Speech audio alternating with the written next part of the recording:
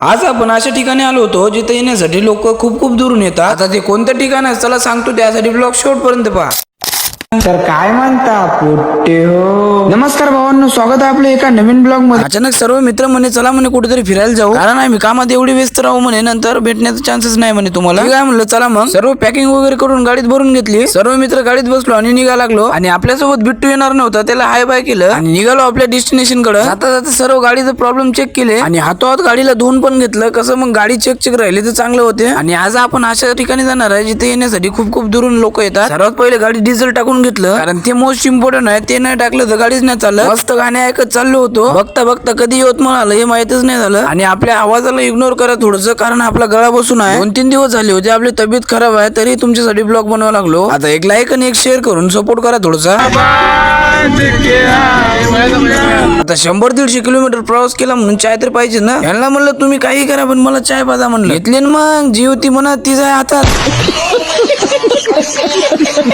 आता तुम्हाला तर माहितच आहे आपला मंगेश भाऊ बाहेर गाव गेला म्हणून राहिला. आता तोही म्हणे मी येतो म्हणे. मग ठीक आहे म्हणलं तुला घ्यायला येतो. सर्वात पहिले तर पोहोचलो अमरावती आणि तिथे थोडंसं रेस्ट केला. आणि अमरावतीत असं फिरायला लागलो होतो जसं काय आपल्या आर्नीच आहे. आता थांबलोच तो म्हणलं तर नाश्ता करून जावं म्हणलं. घेतली भाऊ मग भेळ खर्च केला म्हणलं. आता आपण भेळ घेतली म्हणल्यावर मित्र काय सोडणार आहे का, मित्राने घेतली. फायनली मग उतरलो जेवासाठी. पोट्टे म्हणे आम्हाला भुका लागल्या ना तर चक्कर येऊन मरतो म्हणे. अरे असं थोडी होऊ देणार आहे म्हणलं, कारण तुमच्या घरच्यांनी जबाबदारी दिली ना आमच्यावर. आता जेवणाची ऑर्डर दिली, 5-10 मिनिटं लागते म्हणे. आता तेवढ्या टाइमात बसून काय करावं म्हणलं. मग ह्यांनी येडे सळे सुचले. आता जेवण वगैरे करून घेतलं आणि हे सूप सुपारी घ्यायला लागला होता. आता कोण घेते थोडीशी, हे गाढवासारखे खायला लागले. आता सर्व झालं होतं. सौरभ भाऊ म्हणलं तू आता चाय पाज म्हणलं सर्वांना आणि मारून टाक म्हणले ह्यांनी एकदाच.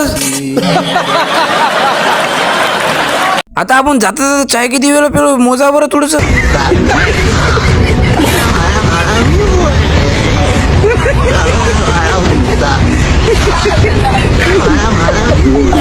आता मस्त मजा घेत घेत चाललो होतो.